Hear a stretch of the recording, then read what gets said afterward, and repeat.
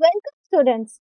Today we will explore chapter number 18, that is neural control and coordination, and we will cover NCERT exercise. So, this will be part 1.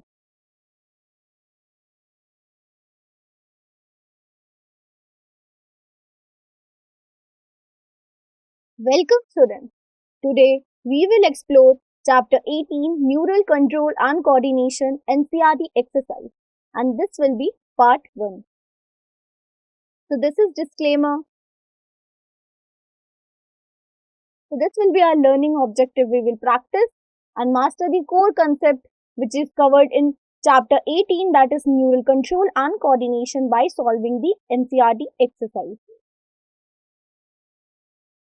This is in depth, so we will cover and discuss exercise NCERT exercise question number 1 to question number 10. So this is our first question, and the question is, briefly describe the structure of brain. So this question will cover NCERT section 18.4. Let's see the answer. So we know that brain is the central organ that manages and coordinates all the activities in our body. So in this picture you can see different regions and how they are arranged. The brain acts as the main coordinating center of the body. So you can also say that it ensures that all body systems work together smoothly and respond to changes both inside and outside of the body. It is a part of nervous system that controls and monitors every organ. So you can imagine it as a manager who keeps track of every department in a company, making sure everything runs efficiently and problems are quickly addressed. So brain is well protected by a special covering called as cranial meninges. These layers act like a helmet shielding the delicate brain tissue from any kind of injury and infection. The outer layer of these coverings is called as dura mater. It's tough and durable like the hard shell of a coconut, providing the first line of defense for the brain. Beneath the dura mater is a thin web-like middle layer which is called as arachnoid. So its name comes from the word for spider because it looks a bit like a spider web, providing cushioning as well as support. So the innermost layer is the pia mater, which is very thin and delicate. So it hugs the surface of the brain closely, supplying it with blood and nutrients, much like a soft blanket wrapped around something precious.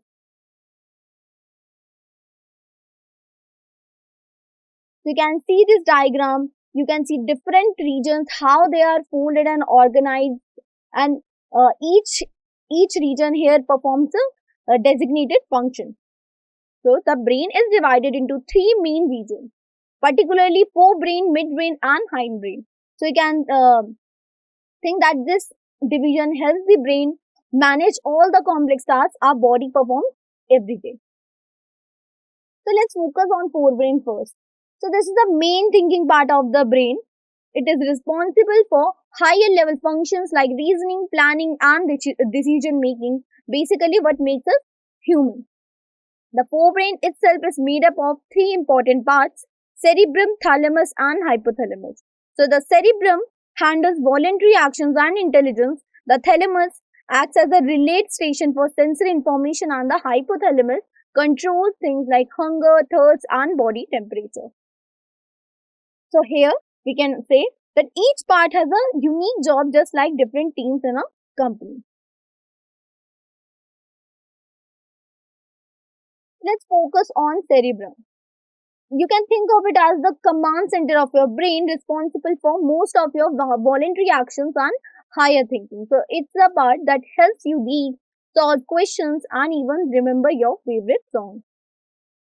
So you can see the part of cerebrum that is the largest part of the brain, making up about 4/5 of its total weight. So you can imagine, if your brain was a pie, the cerebrum would be the biggest slice by far. So this size shows how important it is for our daily functioning. So cerebrum is split into two halves called cerebral hemispheres by a deep groove known as longitudinal fissure. You can also see in the picture. So you can think of these hemispheres like the two halves of a walnut, each controlling different sides of the body. Now these two hemispheres are connected by a bundle of nerve fibers called as corpus callosum. So it's like a bridge that allows the left and right sides of your brain to communicate and share information. So covering the surface of the cerebrum, cerebral hemispheres is a thin layer of cells called as cerebral cortex, which is also known as gray matter. So this layer is where most of the brain's processes, or we can say processing happens. So it's like brain's thinking cap. Cerebrum has a sensory region which is known as association areas that receive sensory impulses. So deeper inside the cerebrum, it is the white matter which looks lighter because it contains nerve fibers covered in myelin. So you can think of the white matter as the brain's wiring quickly sending messages between different parts of the brain. So let's focus on thalamus. It is one of the main parts of the brain and it's important for processing information. You can see cerebellum, thalamus, neocortex and cortex in this picture. Let's focus on thalamus. So thalamus acts as the main center for coordinating sensory and motor signals.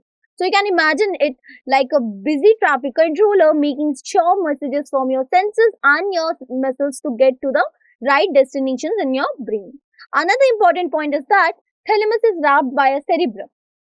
The cerebrum is the largest part of the brain and it covers the thalamus like a protective shell, much like how a helmet covers your head. So we have already discussed that cerebrum is the largest part.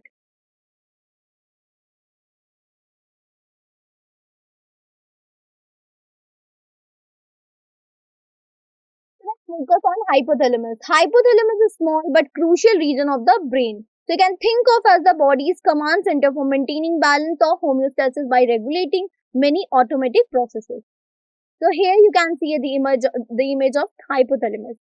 Notice its position at the base of the thalamus right in the center of the brain. So this position, or we can say this location, allows it to connect with many other parts of the brain and body, acting almost like a central hub for communication. So hypothalamus lies at the base of the thalamus. This means it's situated just below the thalamus, making it well placed to receive and send signals to different brain regions. This position is the key for its role in controlling vital functions. One of the main jobs of hypothalamus is to regulate body temperature and control the urge for eating and drinking. So you can think of it like a thermostat and a hunger thirst monitor for your body, making sure everything stays balanced and you get what you need to survive. Hypothalamus also works with certain regions of the cerebrum to regulate sexual behavior. This means that it helps control our instincts and drives related to reproduction, showing how the brain manages both basic survival and complex behaviors. Now, another important function of the hypothalamus is managing emotional reactions such as excitement, pleasure, and fear. So, it's like the brain's emotional switchboard helping us respond appropriately to different situations and experiences.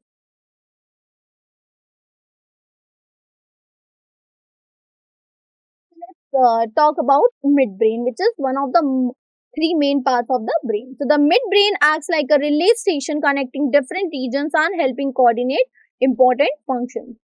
So, the midbrain is found between the thalamus region of the forebrain and the pons region of the hindbrain. So, you can think of it as a connecting the upper and lower parts of the brain, allowing messages to travel smoothly between them. So, the dorsal surface of midbrain consists of superior and inferior corpora benjamina and four round lobes, which is called as corpora quadrigemina. So, running through the midbrain is a canal called as cerebral aqueduct. This canal acts like a small tunnel allowing cerebrospinal fluid to flow between different parts of the brain, which helps cushion and protect it. So, the midbrain is highly responsible for our senses of sight and hearing. So, you can see when you, for example, when you quickly turn your head toward a sudden sound or movement, that's your midbrain at work, helping you to react to changes in your environment. Talk about hindbrain. So you can think of hindbrain as the foundation of the brain. It handles many of the basic automatic functions that keeps us alive, like breathing and balance. So it's located at the lower back of part of the brain, connecting to the spinal cord. So it is made up of three main regions, which is called as the pons, the cerebellum, and medulla oblongata. So you can think of these as different rooms in the foundation of a house, each with its own job. The pons, talking about pons, it is a band of nerve fibers that sits between the medulla oblongata and the midbrain. So you can imagine it as a bridge connecting different parts of the brain, allowing messages to travel smoothly. And this bridge is essential for coordinating signals between the upper and lower parts of the brain. One important job of the pons is to connect the left and right sides of the cerebrum, which is called as cerebellar hemisphere. So it's like a communication cable that helps both sides of the brain work together, especially for tasks that require coordination and balance, like riding a bicycle. Let's talk about hindbrain. It is one of the three main regions of the brain, and it plays a crucial role in controlling basic life functions. So you can think of it as a part of the brain that manages the body's automatic processes like balance and breathing. So cerebellum is a major part of the hindbrain. It's large and well developed, which allows or which shows how important it is for our living. So you can imagine cerebellum as the body's balance coach, constantly making adjustments to keep us steady as well as coordinated. Now it is located below the back part of the cerebellar hemispheres and sits above the medulla oblongata. So you can picture it as being tucked underneath the main part of the brain, almost like a backpack. So this location helps it quickly receive and send signals for movement and balance. So one of the main job of cerebellum is to maintain posture and and equilibrium. So in other words, it helps us stand upright and move smoothly. For example, when you ride a bicycle or walk on a balance beam, your cerebellum uh, is at work, making sure you don't fall. Now let's talk about medulla oblongata, which is another part of the hindbrain. So the medulla oblongata is the simplest and most basic part of the brain, but it's absolutely essential for survival. So you can think of it as the body's autopilot controlling vital functions like heartbeat and breathing without us having to think about it. Now it is medulla oblongata is located right beneath the cerebellum. Its position allows us to act as a bridge between the brain and the spinal cord, passing messages back and forth. So this connection is crucial for sending signals that control our body's automatic responses. Now the lower end of the medulla oblongata extends downward and becomes the spinal cord, leaving the skull through an opening called as foramen magnum. So this is like a main highway that carries information between the brain and rest of the body.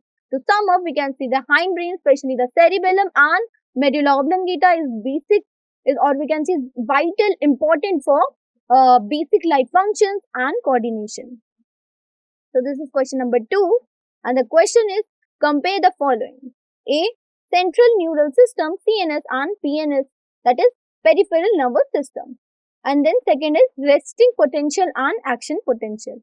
So this question will cover NCERT section 18.2 and 18.3.1.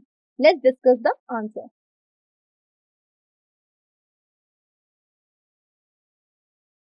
So central nervous system, let's first talk about central nervous system and peripheral nervous system.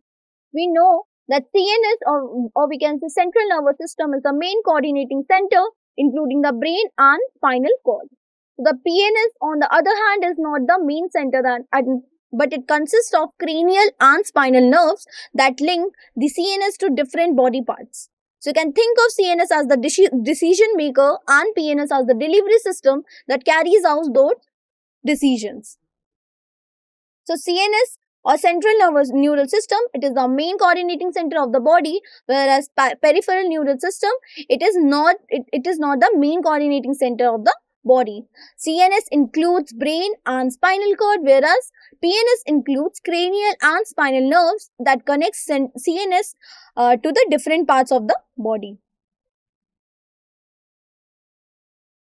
Let's talk about resting potential and action potential.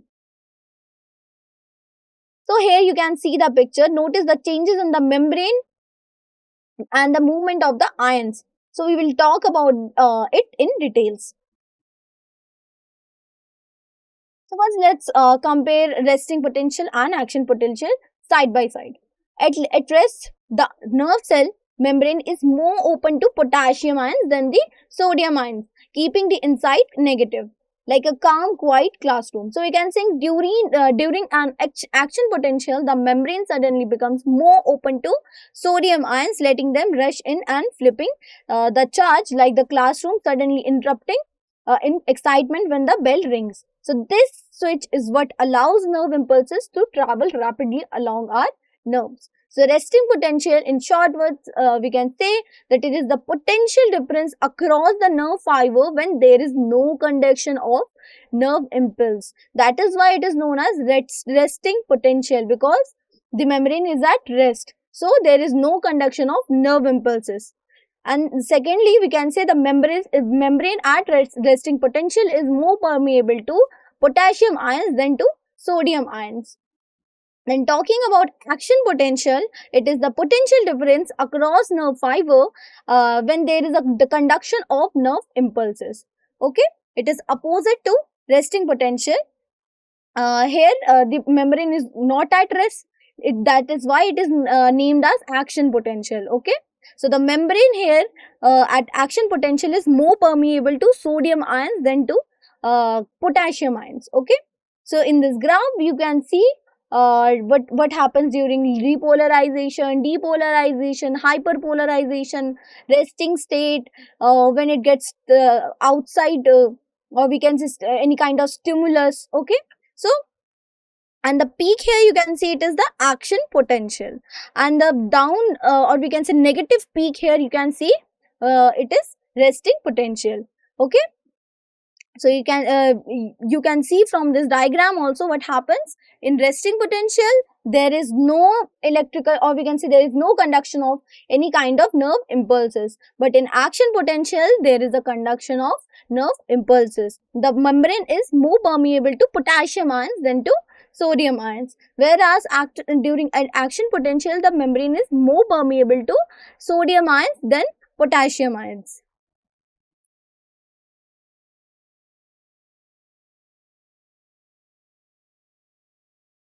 So this is question number 3, and the question is explain the following processes.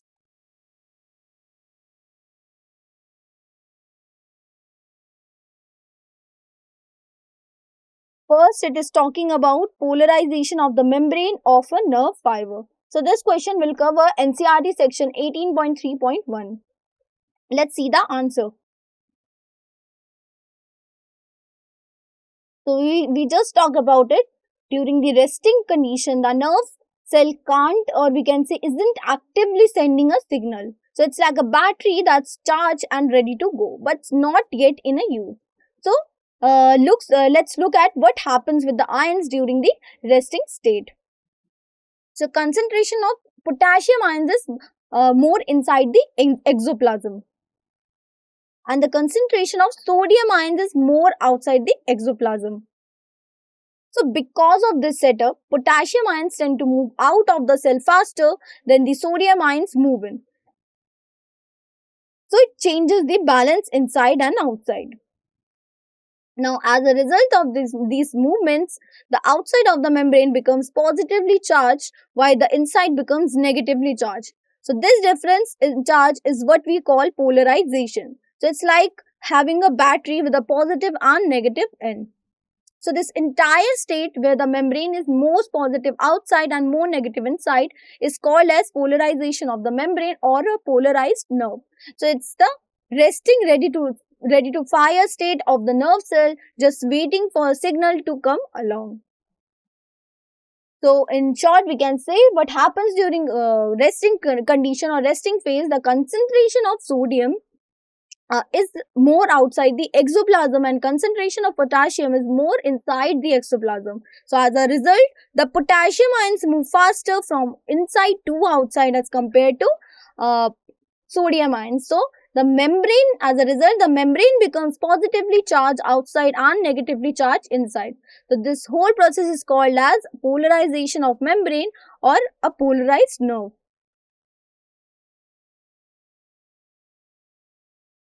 So second, we have depolarization of the membrane of a nerve fiber.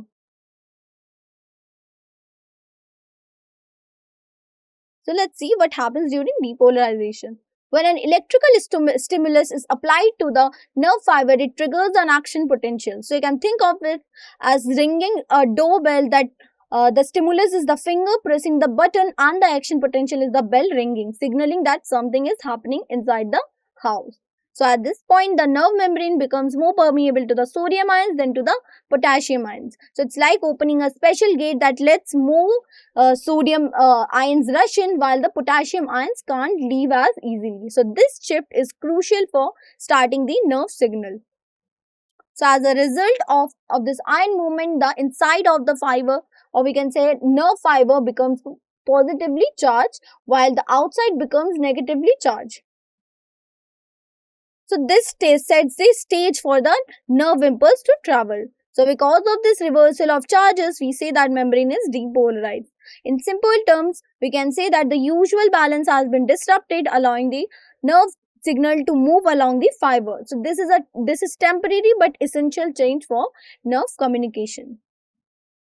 So we can say that during depolarization, what happens when an electrical stimulus is given to a nerve fiber and action potential is generated, and the membrane becomes permeable to sodium ions than to potassium ions. So this results into positive charge inside and negative charge outside the nerve fiber. So hence the membrane is said to be depolarized.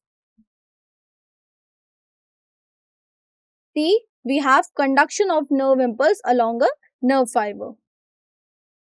So there are two types of nerve fibers we know. We have also discussed in the lecture: myelinated and non-myelinated. Myelinated nerve fibers are the ones which have myelin sheath over them, and non-myelinated are the ones which don't have myelin sheath over them.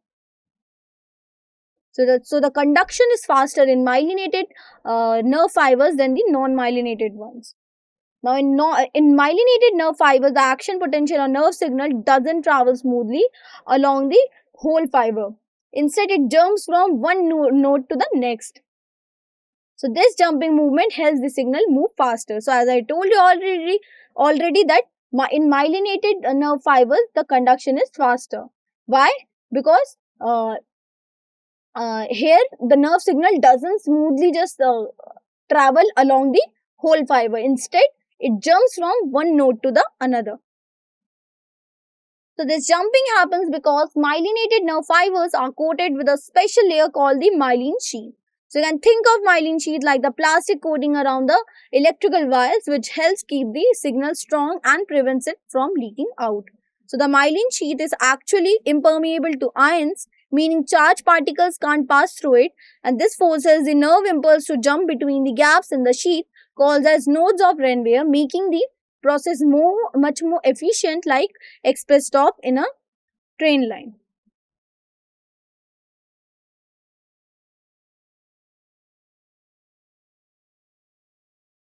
So as a result, the ionic exchange and depolarization of nerve fiber is not possible along the whole length of the nerve fiber. So the ionic change and depolarization, the changes in the charge, that is the changes in the charge that allow the impulse to move, don't happen along the entire length of the nerve fiber at once. Instead, in certain types of nerve fibers, this process is restricted. Okay. So these special points where ionic exchange happens are called as nodes of Renvier. So you can picture them as the gaps between segments of insulation on an electrical wire where the signal can jump from one gap to the another. So this helps the impulse travel much more faster. So in contrast, talking about in non-myelinated nerve fibers, the ionic exchange and depolarization occurs along the whole length of the fiber. So it's like a signal moving steadily down an uninsulated wire, touching every part as it goes, which is slower compared to the jumping action in the myelinated fibers. So because of this ionic exchange, the area that was depolarized becomes repolarized and the next area becomes depolarized. So it's like a wave moving along the fiber, with each section taking its turn to be activated and then reset, ensuring the signal keeps moving forward.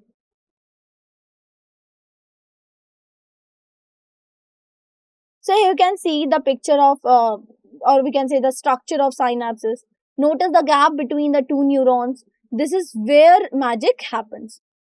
Also pay attention to the different paths labeled here. Then D, we have transmission of nerve impulse across a chemical synapse. This is most common way neurons communicate in our body.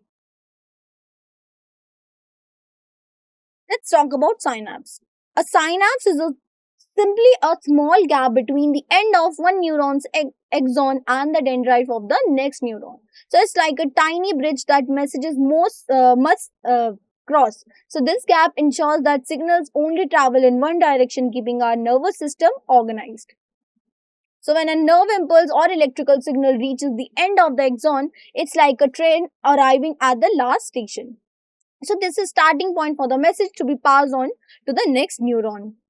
So at this point, small sacs called vesicles, which contain chemicals known as neurotransmitters like acetylcholine, gets ready to release their contents. So you can think of these vesicles as a delivery trucks loaded with important packages that need to cross the synaptic gap. So these vesicles then fuse with the neuron's plasma membrane, which is like the trucks unloading their cargo at the edge of the station. So this step is crucial for neurotransmitters to be released into the synaptic gap.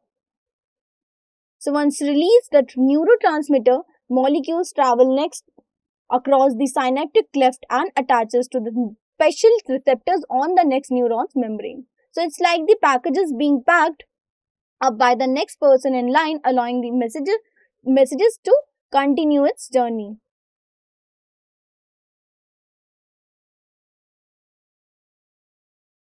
So we can conclude that synapse is a small gap that occurs between the last portion of the axon of one neuron and the dendrite of next neuron. So when an impulse reaches at the end plate of axon, vesicles containing consisting of chemical substances or neurotransmitters such as acetylcholine fuse with the plasma membrane. So this chemical moves across the cleft and attaches to the chemoreceptors present on the membrane of the dendrite of next neuron.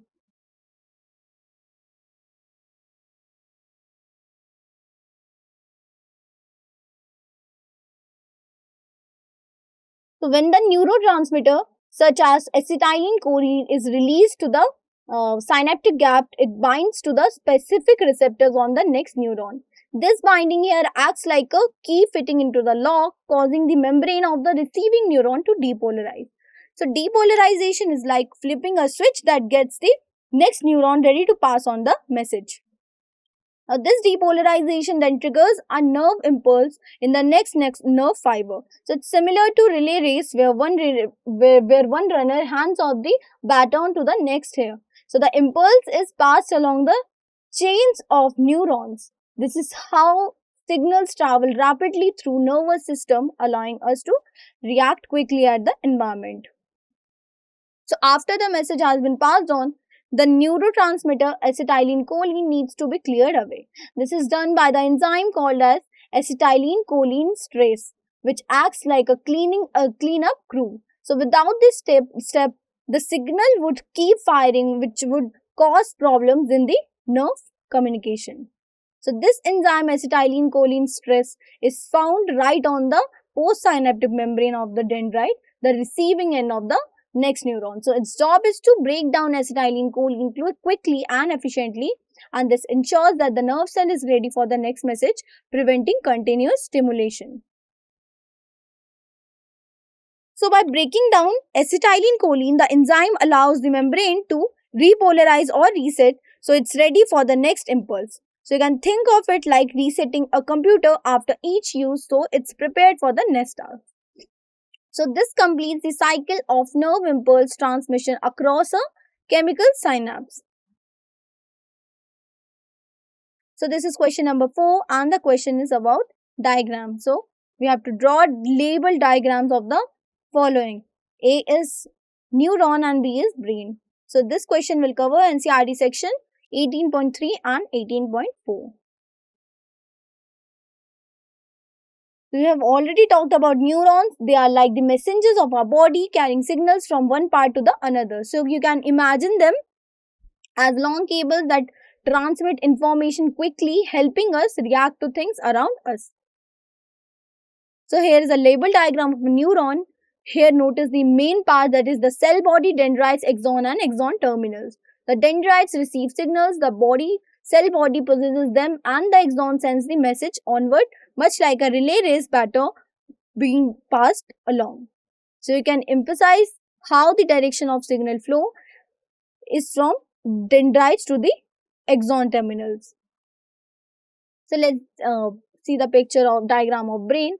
We know that brain is like the command center of our body, processing information and making decisions. So it's divided into different regions, each with its own special job, just like departments in a company handling different tasks.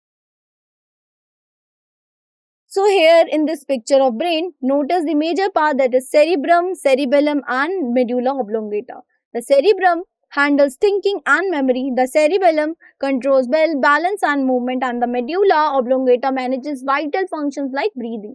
So understanding these functions helps us see how the brain coordinates everything we do. So neurons, in let's recap that neurons send signals, or we can sense messages, and the brain interprets and responds to them, keeping our bodies running smoothly. So this is question number 5, and the question is write short notes on the following.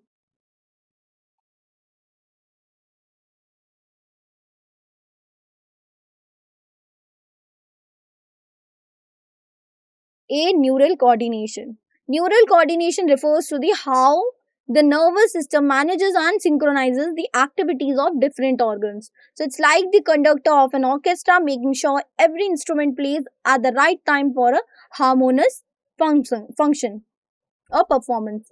So the neural system provides rapid coordination among the organs of the body. This means it helps different parts of a body communicate and respond quickly to changes, just like a group chat where everyone gets the message instantly and can act right away. So this coordination happens through electrical impulses, which are fast and short-lived. So you can imagine sending a quick text message. It's like it's delivered almost instantly, but the conversation moves on quickly. So that's how nerve signals work in our bodies. All the physiological processes in our body are closely linked and dependent on each other. For example, your hearts, lungs, and muscles all work together when you run. So if one system changes, the other must adjust too, showing how interconnected everything is in our body. So during exercise, our body needs more oxygen and food. So think about how you breathe harder and your heart beats faster when you run or play any kind of sports. So your body is responding to the increased demand for your from your muscles. So as a result, your breathing rate increases automatically and your heart beats faster. This is your body's way of making sure your muscles get the extra oxygen and nutrients they need to keep going. So this faster heart rate leads to quicker supply of oxygenated blood to your muscles. So it's like speeding up delivery trucks to get supplies to a busy store during a rush. Your body ensures that the muscles would have what they need to perform. But it's not about just exercise. Cellular functions in our body need constant regulation. So every cell is like a tiny factory that needs to be managed and adjusted based on what's happening in the body. So these regulatory functions are carried out by hormones. Here hormones act like messengers traveling through the bloodstream to tell different parts of the body what to do, ensuring everything stays balanced. So the neural system works together with the endocrine system, which produces hormones to control and coordinate all physiological processes in the body. So it's like a team effort, like having both a fast messaging app, or we can say nerves here, and postal service, which is hormone here, to keep everyone informed and working together.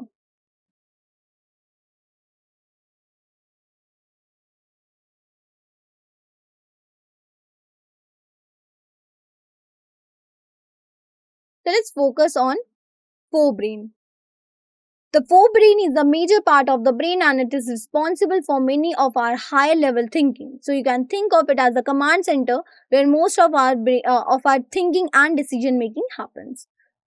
So it is often called the main thinking part of the brain. This is where reasoning, planning, and problem solving takes place. For example, when you solve a maths problem or make a good decision or any kind of decision, your forebrain is at work.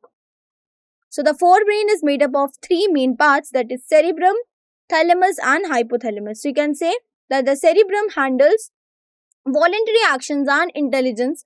The thalamus acts like a relay station for sensory information, and the hypothalamus controls things like hunger, thirst, and body temperature. So you can think of these as different departments in a company with each with its own important job.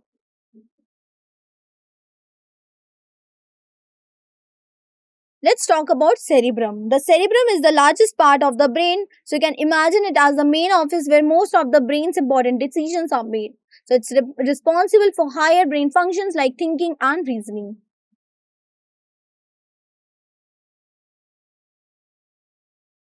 So here you can see that it makes up 4/5 of the body's total, or we can say brain's total weight. That's huge portion. This shows us just how important it is for our daily functioning, from solving maths problems to remembering a friend's birthday. So it is the largest part of the brain, which constitutes about 4/5 of its weight. Now, cerebrum is split into two halves called as cerebral hemispheres, which is divided or separated by deep groove known as longitudinal cerebral fissure. So, you can think of these hemispheres like the two halves of a walnut, each controlling different sides of the body. So, even though hemispheres are separated, they need to communicate. So, they are joined by a bundle of nerve fibers called as corpus callosum. They act like a bridge that allows messages to pass between the left and right side of the brain, just like two teams working together. So, covering the surface of the cerebral hemispheres is a thin layer of cells called the cerebral cortex, which is also known as gray matter. So, this layer where most of the brain's processing happens is similar to outer shell of the system, or we can say any kind of computer where all circuits are located. So cerebrum has a sensory regions which is known as association areas that receive sensory impulses from various receptors and from motor regions. Because of these association areas, the cerebrum can control the movement of various muscles. For example, when you decide to pick up a pencil or smile at a friend, it's your cerebrum coordinating these actions. Now let's focus on forebrain. The forebrain is the largest and most complex part of our brain. It's responsible for higher thinking, decision making, and controlling voluntary actions, almost like the command center in a busy office. So one important feature is the white matter, which is the innermost part of the cerebrum. So you can think of white matter as the brain's wiring. So it is made up of nerve fibers that connect different parts of the brain, allowing messages to travel quickly as well as efficiently. So hypothalamus, talking about hypothalamus, it's act like a relay station in the brain. It receives information from our senses and sends it to the right areas for processing, just like a receptionist directing calls to the right departments. The thalamus is the main center, or we can say main center for coordinating sensory and motor signals. This means it helps organize, direct the flow of information, making sure our body responds appropriately to what we see, hear, or feel. So it's important to know that thalamus is wrapped by a cerebrum, and you can imagine cerebrum as a protective shell or covering that surrounds and supports the thalamus, helping everything work together smoothly. Then let's talk about hypothalamus. This is small but very important part of the brain. So you can think of it as body's internal thermostat and hunger manager. So it lies at the base of the thalamus. So you can imagine thalamus as the relay station and the hypothalamus as the control room underneath it, making sure or making key decisions for the body. One of the main jobs of the hypothalamus is to regulate body's temperature and control the urge for eating and drinking. So it's like the body's thermostat and hunger alarm, making sure we stay at right temperature and eat or drink when we need. So some regions of cerebrum together with the hypothalamus help regulate sexual behavior. So this shows how different parts of the brain work together like teammates to control complex behaviors. Now the hypothalamus also helps us express emotions such as excitement, pleasure and fear. It's involved in how we react emotionally to different situations, almost like the brain's emotional switchboard.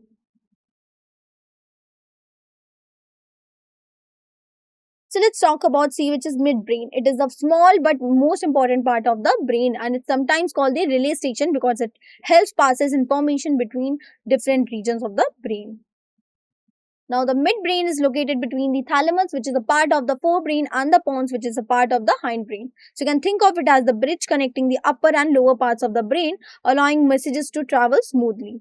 So, the dorsal area or dorsal surface of midbrain consisting of superior and it consists of superior and inferior corpora bigema, bigemina, and four round lobes, which is called as corpora quadrigemina. Now, running through the midbrain is a canal called as cerebral aqueduct. This is like a small tunnel that helps cerebrospinal fluid to flow between different parts of the brain, helping to cushion and protect it. So, the midbrain is mainly involved in our senses of sight and hearing. For example, when you quickly turn your head toward a certain sound or movement, that's your midbrain at work, helping you to react to your environment.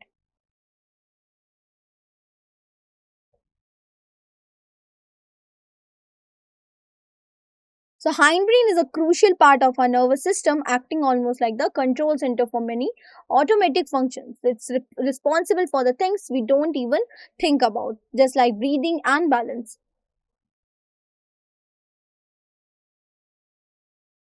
So, let's talk about pons. It is a band of nerve fibers that sits between the medulla oblongata and midbrain. So, you can think of it as a bridge connecting different parts of the brain and helping messages travel back and forth. So, it's essential for relaying signals, especially those involved in sleep and breathing. So, one of the most important jobs of the pons is to connect the two sides of the cerebellum. So, you can think or imagine cerebellum as two halves of a walnut, and the pons is just like a stem that links them together. So, this connection helps coordinate movements on both sides of your body. Let's talk about cerebellum. It is large and well developed part of the hindbrain. It is located below the posterior sides of the cerebral hemispheres and above the medulla oblongata. Now, it is responsible for maintaining posture and equilibrium of the body. D, we have hindbrain. It is a crucial part of our nervous system responsible for many basic life functions. So you can think of it as control center for the things our body does automatically, like breathing and we can say heartbeat. Then we have medulla oblongata. So it is the posterior and simplest part of the brain. It is located beneath the cerebellum. Its lower end extends in the form of spinal cord and leaves the skull through foramen and magnum.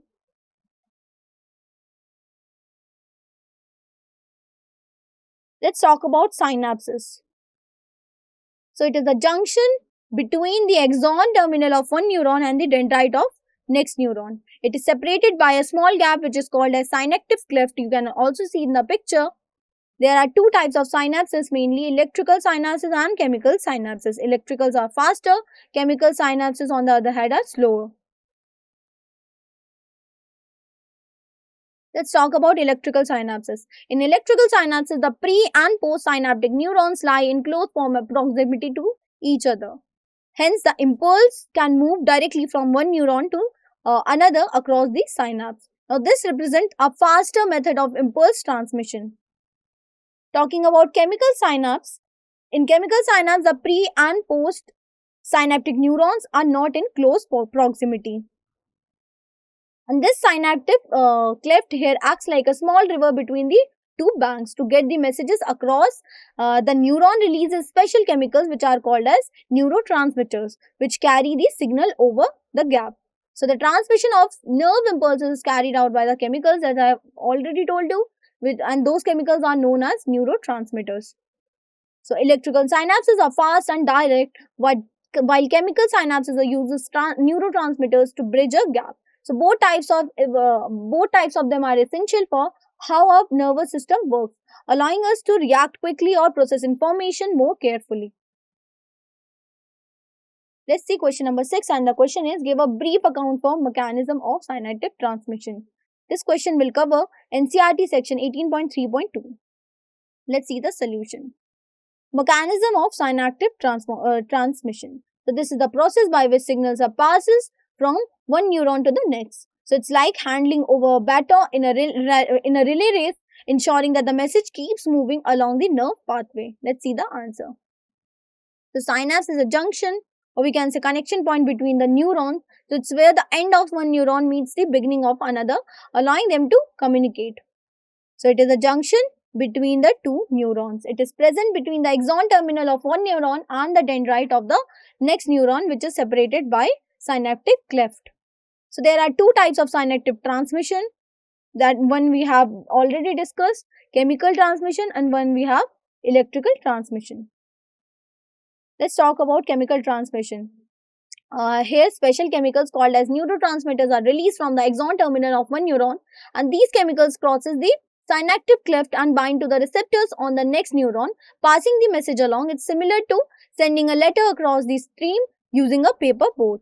Then we have electrical transmission. Here the signals passes directly from one neuron to the next through special channels, almost like an electrical current flowing through a wire. So this method is faster and occurs in certain parts of the nervous system where speed is essential, like in reflex actions. You can see the picture. So most synapses in our body uses chemical to pass messages rather than direct electrical signals. So this is bit like sending a letter instead of making a phone call. The message needs a carrier to cross the gap. So when nerve impulse reaches the end plate of the axon, it releases neurotransmitter, specifically acetylcholine, across the synaptic cleft. So this chemical is synthesized in cell body of the neuron, and it is transported to the axon terminal. So once acetylcholine diffuses or spreads out across the synaptic cleft and binds to the specific receptor on the second neuron's membrane, so you can think of it like a key fitting into a lock. The neurotransmitter here, the key, and the receptor is the lock that opens the door for the message to continue. So acetylcholine diffuses across the cleft, binds to the receptors present on the membrane of next neuron. So this causes depolarization of membrane and initiates an action potential. Let's talk about electrical transmission. In this type of transmission, an electric current is formed in the neuron, and this electric current generates an action potential and leads to transmission of nerve impulse across the nerve fiber. So this represents a faster method of nerve conduction than the chemical method of transmission. This is question number 7, and the question is, explain the role of sodium in the generation of potential action potential. So this question will cover NCERT section 18.3.1. So let's talk about sodium first. It plays a crucial role in starting an action potential. So you can imagine sodium ions as the sparks that helps turn on the nerve signal, much like flipping a switch to start a electrical point. So when a nerve fiber is stimulated, the fiber potential decreases. The membrane potential decreases. So the membrane, as a result, become more permeable to sodium ions than to potassium ions. So as a result, sodium ions diffuses from the outside to the inside of the membrane.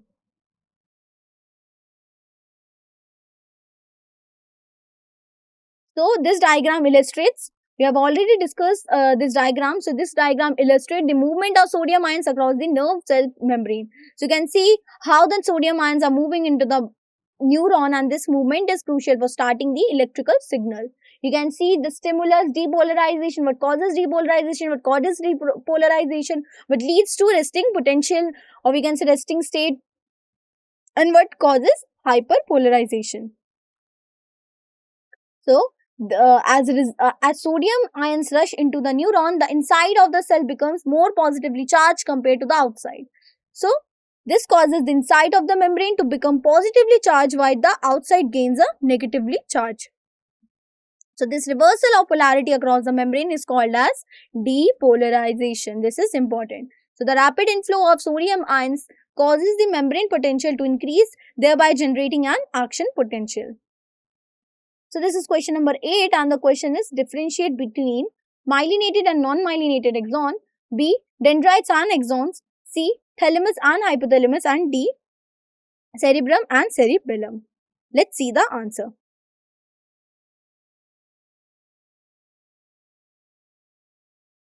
So let's talk about myelinated and non-myelinated axon. Myelinated axon transmission of nerve impulse is faster due to myelin sheath.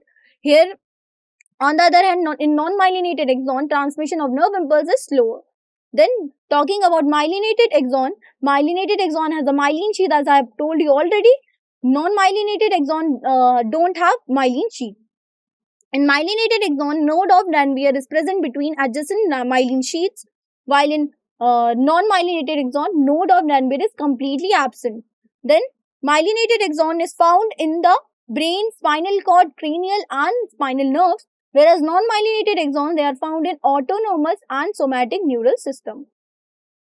In myelinated axon, Schwann cells are observed inside the myelin sheath, while in non-myelinated axon, Schwann cells are not observed inside the myelin sheath. Let's see the second difference. Dendrites and axons. So dendrites is a small projection arising from the neuron. On the other hand, axon is a single long projection. Dendrites conduct the nerve impulses toward the cell body, whereas axons conduct the nerve impulse away from the cell body to the next neuron. In dendrites, Nissel's granules are present. In axons, Nissel's granules are completely absent. Then in dendrites, we can say these are non-myelinated. Dendrites are usually non-myelinated, but axons can be myelinated. It cannot be myelinated. It can be myelinated. It can be non-myelinated. So you can look into the differences. Then let's talk about thalamus and hypothalamus.